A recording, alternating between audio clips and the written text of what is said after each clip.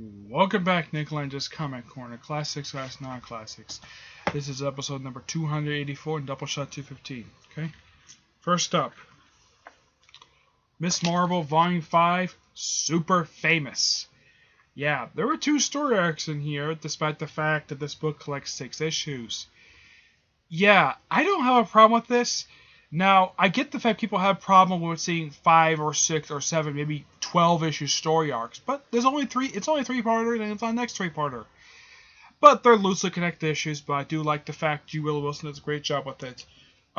The artists, there's 4 artists who do these issues. You have Telkisha Maizawa, Alder Alfonso, Nico Leon, and Ian Herring. Now, it's been 8 months. It jumps ahead 8 months later, like all the other books do. And unlike some other books which will reference the Last Day stuff, this one does. This is the only one that references it. Where people thought the war was ending, turns out it didn't, and she was giving communications away. Now, the first story arc deals with apparently some guy using her image without her permission to basically exploit herself, to exploit her and make her sort of a unintentional logo for a company for a residential development thing. It's a bit of a weird story. The only thing good about this story, aside from the character development for Kamala Khan herself, is seeing Dr. Faustus, a Captain America villain who actually died in Thunderbolts. As a matter of fact, he references it in here. Though, for some reason, when he first shows up in here, he apparently has lost when you first see him, he looks like he's lost a little bit of weight. Yeah, he kind of looks like he does.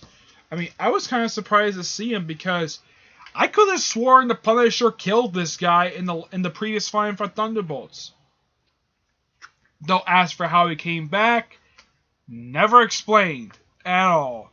So when you finish that first story arc, you're like, because it wraps with issue 3, you're like, okay, they do wrap up the story, but there's still one really big question. How the heck did he come back? Answer? The question is never answered.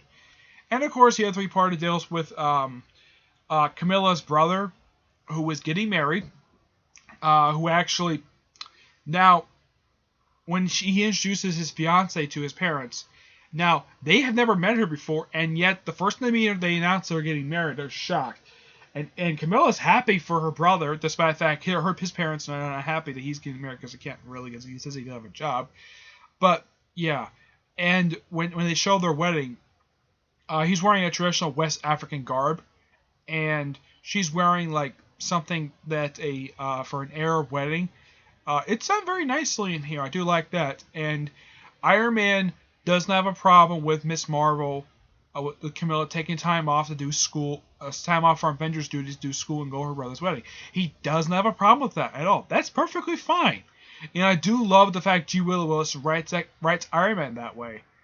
So I'd say she could do maybe the Iron Man title, but I'm not really sure. But this is the only time she's currently writing right now. She's actually when the All in One Tomorrow now first started, this is one of 2 she was writing.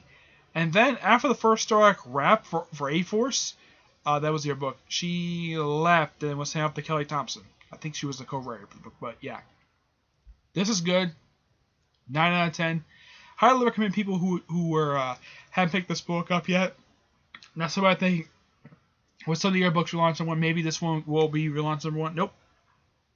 This is actually one of the very few I've seen basically that does keep the graphic numbering without being relaunched number 1 and put a subtitle on. This is still Miss Marvel Volume 5. Super Famous. Good. Alright.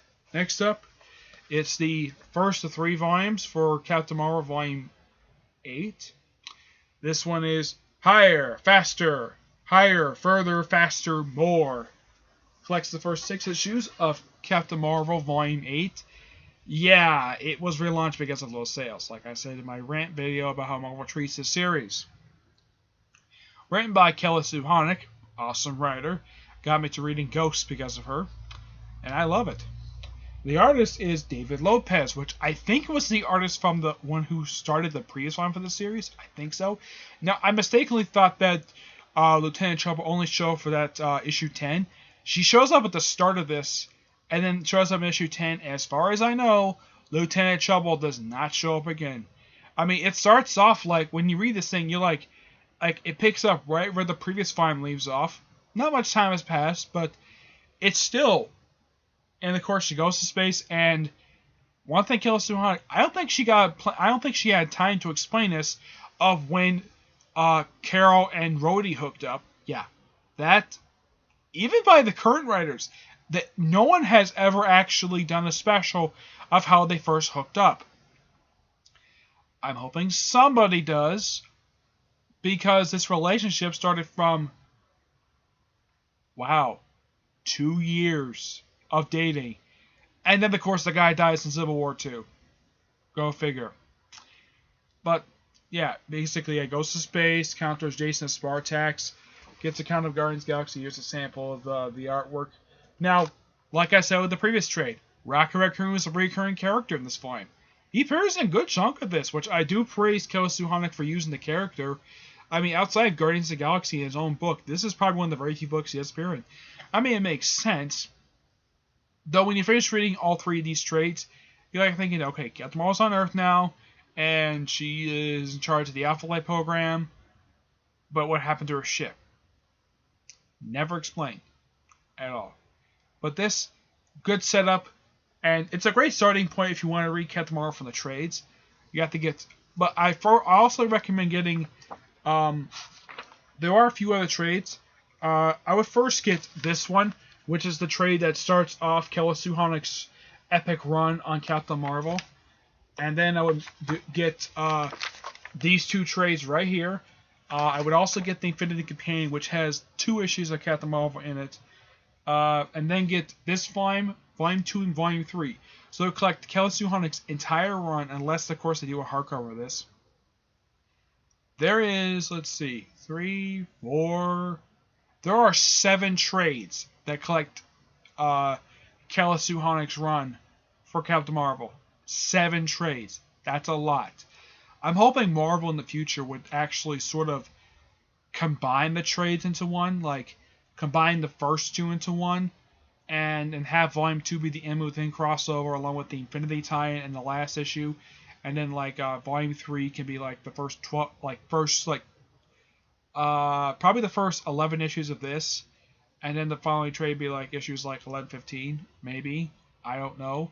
It highly depends on what Marvel wants to do, but Marvel, please, do one of those special hardcovers you love to do. Do it for this run. It needs it. Because this trade, believe it or not, is a year old. It's a second printing of it, but yeah, this trade is a year old. I mean, you do it for other books. Why not do it for Captain Marvel? Yes. I mean, it's not that hard. I mean, it's only, 32 issues? So it shouldn't take you that long to collect Killer Suhanic's run. Just slim it down from 7 to maybe like 4 or 5 trades. Do that, please. But this is still good. I give this one a 9 out of 10. I'd recommend this, plus the previous volume's trades, which are in 4 trades, mind you. One who was like a painting book. So, 9 out of 10. I do recommend it. Alright. That's it for this episode. Stay tuned for next episode, which will be episode 285 and Doubleshot number 216. Okay? So until then, see you there. Bye.